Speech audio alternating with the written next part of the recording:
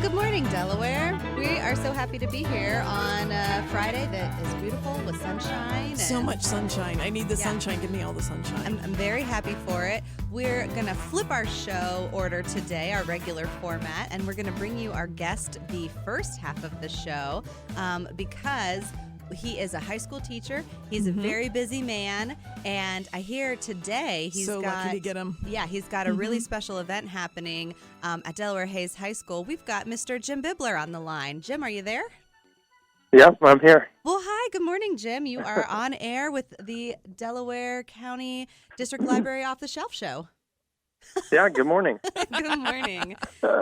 So we know that you've got a busy day ahead of you today. Real quick, tell us what's happening at the high school today with the house games. Yeah, it's. I wish everybody could see this. It's really crazy. Right now I'm standing in the courtyard watching the kids that are participating in the duct tape fashion show. So they're making an outfit that's supposed to be a villain out of duct tape. Villain. They even have like a theme, not just an outfit. Yep. We have a theme every year. So I'm watching that right now. But there are 5 sessions, and every department in the school sponsors events. So the art department has like 4 different events, and we get everybody signed up, and it's pretty much chaos. I love chaos. You know, for years, if I still had it, I would just show up. I used to be duct tape girl, and I had this full-on duct tape superhero costume I had made. Oh, I bet that was hot. Yeah. Well, that's what we did last year. It doesn't matter if it's hot because you're awesome in it.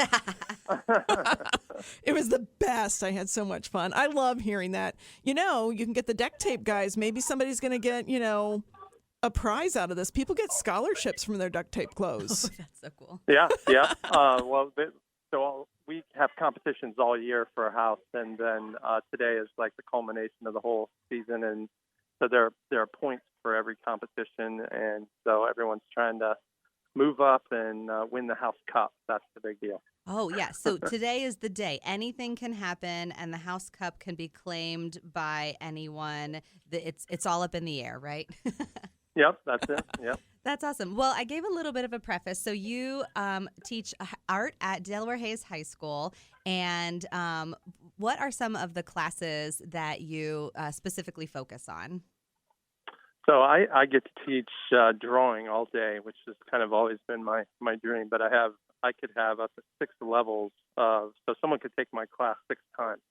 So in one class, I could have multiple levels going on. So I get to teach drawing all day, but we have photography, animation, video editing, ceramics, expressive arts that the art department offers. Do you have a favorite project that you work with the kids on? Something you just look forward to every year? There's a few drawing projects that if I would switch them out, kids would be upset. But I try to come up with new stuff all the time. But there are a few projects that I think are really good, just fundamentally for techniques, and so it's more the ones that I like that I know kids respond to. So I can't mess with those. There are kids that take the class because they want to do certain projects. Right. They've heard from their friends, like, you got to get with Mr. Bibler and you got to do this project. Just wait till he does this. Right. So yeah. The primary reason why we've got you on with us today is because we're gearing up for the Arts Festival in Delaware. And as part of that, we have an annual partnership with all of the art teachers in the county schools, from Buckeye Valley to all of the Olentangy high schools and Delaware City, to do an art show at the Delaware Main Library. And Molly and I were so excited yesterday because the teachers came, and yourself included, and set up a bunch of art showcasing some of their students' best work. And so it's up now through the 22nd of May, and we were checking it out. You've got some kids with some really beautiful pieces in the show. So tell us about what some of the people are going to see when they walk through the library. Well, it's always really tough competition with the county. Every time I go to take my work over, I'm like amazed. I think I have some amazing students, and then I see what everybody's doing, and it's really tough competition. So photography, ceramics, drawing, painting, a little bit of everything. But very, very talented students in Delaware County. It really is. It's a wide variety of art that we saw. We took some pictures just so we could remind ourselves of all of the things that we saw. There was one piece in particular. This was from was a amazing. Buckeye Valley High School student. They had a burned wood against like a live kind of edge piece of wood that looks like a skull, and the looks interior. like right out of the Mutter Museum. Like it's like you can see inside someone's head. I think I looked at you and I was like, is this seriously burnt wood? Is this seriously not sketched? Yeah. You know? Yeah, I saw that. It's really nice. It's very, very exciting. So we've got all of the art there. We've got the kids who are going to be showcased in the show. Are there any other art exhibits? Jim, I know Gallery 22 was doing some features. Is that one still up right now? The teacher show, the Delaware City Schools teacher show, was up for 2 months. It's down now. We're kind of, since the school year is winding down, we're pretty much done with exhibiting work. But throughout the year, we have the Arts Castle show, which is also Delaware County Schools. Then we participate in the Scholastic competition, which is a national competition. And then we do have a student has her work in the Ohio Governor's Show. They got selected this year. So, that's exciting. A lot of work to prepare for. Yeah. Do you have students who show at the state fair or the state fair ever? From time to time, I hear students that they're aware of the state fair, the county fair. So that's kind of an on their own thing. But I have heard some students that submit work for that. It's amazing how many places there are so many great opportunities to show some of this amazing work. Jim, if you had, let's see, we have listeners of all ages tuning in and coming in on the podcast. If you had a little bit of advice to give anyone who might consider themselves, I'm a little artistic, what would you say to do to get them to hone their skills? Probably just not to be too critical of their work right now. If they enjoy doing it, just to do it a lot and have fun and don't judge themselves. I tell students all the time that a lot of their work is much better than what I did when I was in high school, but I love doing it. So I've just done it consistently over a long period of time and gotten better and better and better. So not to compare yourself to anyone else, just enjoy what you're doing and work hard at it. I think that's what we saw a lot of when we were looking around at the art yesterday, was that there was a lot of freedom in the art, like freedom to explore, freedom to try something new, and it was beautiful. Some of it made me laugh. Some of it I was like, wow, there's story behind that that, kind of touches you too. They really did put themselves into each piece. Yeah, it's always impressive, fun to see, yeah. All right, Jim. Well, we're going to let you get back to the house games. I could hear a little bit of the kids giggling in the background. I have a whole room of people ready to go with the still life drawing competition. So they're pointing at their watch, looking at me. All right. Well, we will let you get back to your busy day. Congratulations all right, thank you. All of the success of your students this year. Thank you very much. Thanks, Jim.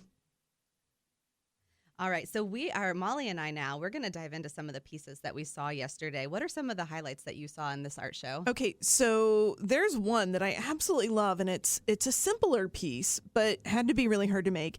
It's this little chip dip bowl. Like if you have a friend coming over, like this is one of those pieces that I'm like, she's going to be a grandma or he's going to be a grandma or grandpa one day, and they're going to pull this piece out and they're going to just sit there and they're going to enjoy it. And it's going to be this moment of just taking them right back. Right. It's pink and it has a little built-in ceramic bowl to it. Mm-hmm. There is something about it that's just so sweet, so pretty. It's delicate, but you can tell it's got substance when you're near it. Right. I absolutely loved it. One of my favorite pieces, I am always blown away with people who use just pencils. They just grab a colored pencil or 20 and they just play with color and experiment with lines. There's one piece in particular. It's by Lila Barnhart, and she's a Berlin High School student, and it's called Heat of the Moment. And it is about 5 different faces, and she has used color to play with contrast and light, and she does an amazing job. And it's blues and pinks and yellows. They end up looking golden. I am just absolutely blown away with just how she played with light, especially in this piece. I was also blown away. There are a number of pieces that are digital. And I think I saw like one or two and didn't realize how big of a beautiful series this was going to be. And I think I looked at you and I'm like, these look like Disney could have made them. Right. Like they just were these beautiful representations, some of Spain, some from movies, but it was just like, debated, did somebody draw this? Or, that was really neat because seeing how digital art is starting to become such a normal art piece in our world. Right. And sometimes the digital was even mixed with something that would have been an animation. Yes. And we were saying, we love, because even Jim in our conversation just now mentioned that he's got some kids who in his art class are doing videography, which in my day in high school, those would have been two totally separate skill sets. But I love how videography would not have been a class. I love how they're combined because they are. It is an art form. It is. It is absolutely. And creating movement and things. I want to make sure that we don't miss one of my favorite pieces. Yes. The clown. Yes. Talk about the clowns. My gosh. Clowns seem to be a theme this year and across all of the high schools. So maybe they were inspired I think there was by it. Or there was a week where they were doing horror as the theme or something. But there is one ceramic clown. Now, I have to say, many of the other clowns are just jumping out in my head. But there was one ceramic clown, and it had like the red clown hair, but that's actual hair that... this is going to be used for the rest of their lives as like practical jokes too. Yeah. Like I wanted that because I just want to leave it in people's offices, no comment, and see what happens. Yeah. It was the teeth. You were the one who noticed the teeth. I notice, I try to get real close to art without touching it. That's very hard for me. It was very hard. Tic-tac-toe board, the egg and bacon tic-tac-toe board. That one was rough. And I got very close, and the clown utilizes white. So I know, that was a choice to utilize the white, but then you look at the teeth, and the teeth were yellowed with darkness around the outlines of the teeth, and I was like, that was a choice. It was a choice. And I loved it. It was so creepy. I loved it. Creepy, but yet almost like one of those cute clown dolls. Yes. It was a beautiful piece, in my opinion. I want to talk about one of the features that also comes through is jewelry. Yes. And so typically we get teachers who do some sort of jewelry class. It can be metal, it can be wood, it can be like a polymer clay. But one student in particular, this is Caitlin Sprader from Berlin High School. She created dragon's armor in her jewelry class. And she has a nice little, I really appreciate it. She has a nice little story behind the dragon's armor. She calls it Dragon's Protection. And she made this, it took her 5 months to make this piece, which consists of 162 scales. It's amazing. Each one of the scales and the pieces of chainmail that she has put them together were hand cut, hand filed, and sanded. Yes. And then she individually put them all together to make this gorgeous, gorgeous piece that I think she's probably going to be wearing for the rest of her days when she goes to her Renaissance fairs and everything like that. It is this massive, beautiful piece that she's got really beautifully displayed on like a bust and a head, and you can just see the intent that was put behind it. My favorite part of it is there's a subtle piece at the end, so it's covers both shoulders and it goes all the way down the arm. And at the bottom, it goes to the finger like it's not quite a ring, but it lays on the fingers like a ring. And that subtle detail to me, you've got this strong, woman, but also this lovely little delicate feature at the end. To me, it's just this great story. Yes. Yeah, we could talk all day, but we could. Basically what you need to know is that this art show is at the Delaware Main Library. It is set up now. We will get more pieces today, and it will be on display every minute of the day that we're open through May 22nd. And so come down anytime and see it at the Main Library. Appreciate the art that these students have poured their souls into. And then during the week of the 19th and the 20th, stop by the Delaware Art Festival and then pop over to the library. We'll have a book sale that weekend and we'll have an art show. You can't get enough. There's a piece of art for everyone in this. Yeah. So we're going to go to a break. And on the second half of the show, we're going to give our book recommendations. So we'll see you on the other half. Well, thank you, Gage. We are so happy to be on this beautiful Friday morning. If you missed the first half of our show, go back and listen to our podcast on Monday. We had a guest, Jim Bibler, join us from Delaware Hayes High School. So much fun. He sent us a picture over the break of his students as they were preparing for their still life art competition. And yes, so it looks like we've got Fairview House, Fulton Creek House, and Ridge House all ready to go with their still life drawing. Memories they'll never forget. Right. It's the best thing. I love the house ideas. I love that. It is very cool. My husband is also a high school teacher at Hayes, and he is also repping Ridge House today. So sweet, very sweet. Excited. Yeah. Cool. So let's talk books. What's happening in your book reading world, Molly? You know, it's actually a reread, but I've never talked about it on the radio. I read a book called Lessons from Second City, Yes and. Oh, I love Second City. Second City's the best. And the official title is How Improvisation Reverses No-But Thinking Improves Creativity and Collaboration. And this is by Kelly Leonard and Tom Yorton. And if you don't know what Second City is, Second City is an improv group where a lot of the famous people that you know have gone through. Mike Meyers, Amy Poehler. Yep. I'm going to forget all the rest. Belushi, I think, went through it. I mean, it's been around forever. And the first idea in improv is that if you set up an improv and you give me a story like, all of a sudden I realized maybe I could fly. And I jumped off a cliff. And as I started flying, I actually just started falling. But luckily, you had an arm that, and if I throw that to my partner and they say no. Yeah, it kills it. It kills it. Immediately. The improv is over. It's horrible. And the take I'm always reading this for is leadership and management. And this book is really focused there, but also how we do customer service at the library. Right. We have an amazing team who I think their natural instinct is to try to find a way to say yes. Oh, for sure. I absolutely love that. And how do you say yes even if the answer is no? Some of you may have come in the library and you have, walked in and been like, I need a book on going to Disney. I'd like the newest edition. And we just don't have a copy there. But we don't give up. We're going to check many, many resources for you. You can get it digitally. We'll look at reserving one from another library. Our librarians, a lot of them love Disney. Why? I have no idea. It's the most magical place ever. But it's they will, real life escapism. They will lead you to their podcasts. They'll lead you to their favorite, websites. So you get a little bit more. When somebody can take you there, they'll take you a little further. Would you say that yes and no but can fall within the same category?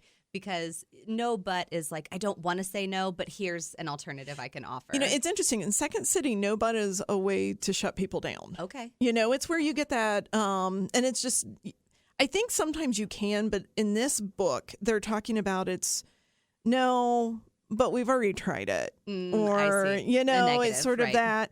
I think that when you look at things with a yes and attitude. I always give an example. When I worked at Worthington Libraries, I had a window office that looked out on the parking lot, and there was a no skateboarding sign there. But don't worry, somebody had scratched the no out of the sign, so it meant just skateboarding.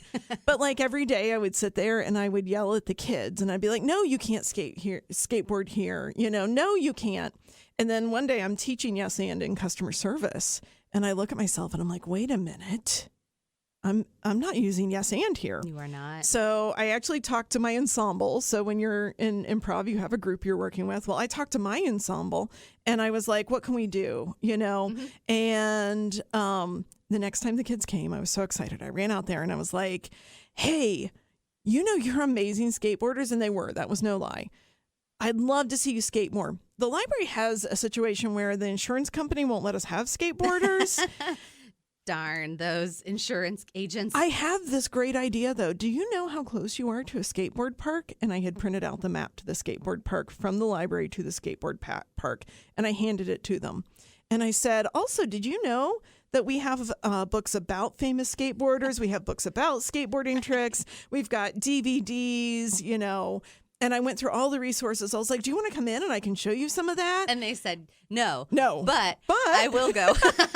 Actually, first they stared at me because they knew me. I'm the one who always said no to them and yelled at them. Right. And first they just looked at me funny. Right. And then they were like, we've been wondering where that park was. We've heard some really great things. I was like, I know some skateboarders who are there. I'm sure they'll help you even. Right. And would you like me to walk with you? Yeah. No, but No, but I will go look more resources up next time I have to tell you where the park is. Right. And it doesn't solve everything right away. It took me a while. They'd keep coming back, but it created a relationship where we could work together. So the difference with, hey, I do have to tell you can't do this, but look, you can do more. Right. So it was really a fun moment when I really sat down and thought about, I dread these teens showing up every day. And that's so sad. A library should be so excited for teens. Oh, sure. Yeah. What can I do to turn this situation into a positive? Right. And to give them ownership of something that they're obviously passionate about. And I give this book total credit. I probably read it every so many years just to refresh myself because it's easy to fall into no thinking. It is so easy to fall into negativity and we've been through some things in the past few years. So a nice little yes and refresh it was good timing for me. Good. Well, I'm glad to hear that. I am reading a book that is by an author that I have come to love. I don't typically love young adult books because they can be very angst-filled and unnecessarily drama-laden. And this author, Jeff Zentner, he does a wonderful job. Many years ago, I read The Serpent King, which was his debut novel. It's a good one. And it is realistic fiction at its heart. That has a heart. It is so beautiful. So Goodbye Days was I believe his second novel, his follow-up. They're not related. They're both independent novels. Goodbye Days is the story of a boy named Carver Briggs, who is a part of the Sauce crew, and he delves into that story in the book. It's him and three of his best buddies. And unfortunately, the three best buddies are traveling in a car together, and Carver is waiting for them, and he sends a text message that says, "Hey, where are you guys? Are you here yet?" And the driver of the car answers the text message, or is in the process of answering the text message when they are involved in a car accident, which is fatal for all of the members of the car. So Carver's found himself where he's lost three of his best friends in the entire world, and the book opens and he's going to the second funeral and then the third funeral, and it's not a happy book. It's very sad. The reality of the situation of what's caused the accident, Carver living in his own, perceived guilt that he was the cause of the death, and so what happens is he's grieving. He's best buddies with all of these guys, and they know each other's families, of course. And so he's hanging out with his one friend's grandma. Her name is Nana Betsy. And so he's hanging out with Nana Betsy, and they're sharing stories about her grandson who she's lost. And she's like, I just wish I had like one more day. I wish that, we all wouldn't it be wonderful if we all have pieces of the puzzle that created my grandson's life? And if we could all come together one day and put those pieces together to really, complete his puzzle. And she's like, and you're a writer, and you could even like write those stories together, saying it to Carver. And she's like, I just want a day for that, just to, be happily like have the last day together that my grandson and I didn't get to have. And so that's where the Goodbye Days concept comes from. So Carver realizes that kind of everybody needs that day of closure. And he was really one person who knew all three of these friends the best. And so he makes a way to go around and have a goodbye day with somebody from each of these kids' families. And while it can sound like a really depressing novel, what Jeff Zentner has, and I said it earlier, is a ton of heart. And he tells the stories that through flashbacks and as they're reminiscing about these friends that have tons of laughter. I love it. I mean, I found myself within, the second chapter crying. By the fourth chapter, I was laughing. By the ninth chapter, I'm crying again. And so he just balances it so beautifully. So Jeff Zentner is coming this summer. You can reserve your free seat now. He will be at the Liberty Library on Saturday, July 8th, and you won't want to miss it.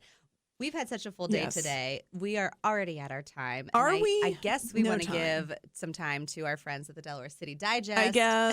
I guess we'll share. But what you really need to do is you need to go to DelawareLibrary.org, and you need to look at all of the programs that we have coming up as we prepare for Summer Reading Club, these wonderful author visits, and beyond. Yes, and you should go to the art show before it's out of the library. Yes, and you should do that as well. Oh, this is what we're doing now. Absolutely. So thank you, Molly, always You're for being welcome, my co-host. Nicole. Thank you, Gage, for running the board. Yep. Thank you to Jim Bibler, who joined us on the first half of the show. And until next week, we will see you in the stacks.